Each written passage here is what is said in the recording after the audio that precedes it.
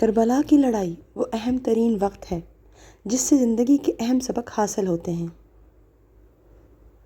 یوم عاشور وہ دن ہے جب حضرت امام حسین علیہ السلام اور ان کے پورے خاندان نے اپنی جان کی قربانی دے کر اسلام کو ہمیشہ کے لیے زندہ کر دیا۔ سخت ترین وقت میں بھی امام حسین علیہ السلام نے ظالموں کے سامنے سر جھکانے سے انکار کیا۔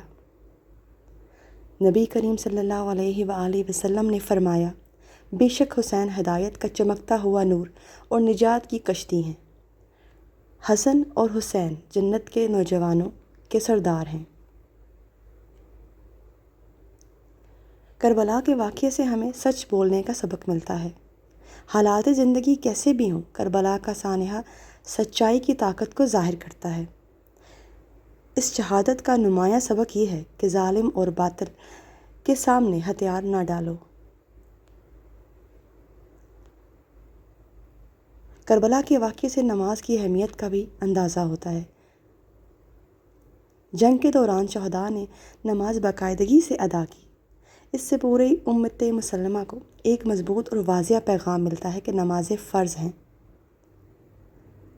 معافی مانگنے میں دیر نہ کرو۔ توبہ ایک خوبصورت عمل ہے جو ہمیں گناہوں کے تمام بوجھ کو خدا کو سونپنے اور معافی مانگنے سے پیچھے نہ ہٹنے کا سبق دیتا ہے۔ دنیا میں بہت سے لوگ توبہ کرتے ہیں، لیکن یہ حور بن یزید کی توبہ ہے جو ہمیں توبہ کی بہترین مثال دیتی ہے۔ وہ کربلا کے اولین شہداء میں سے تھے اور انہوں نے امام حسین علیہ السلام سے معافی مانگی۔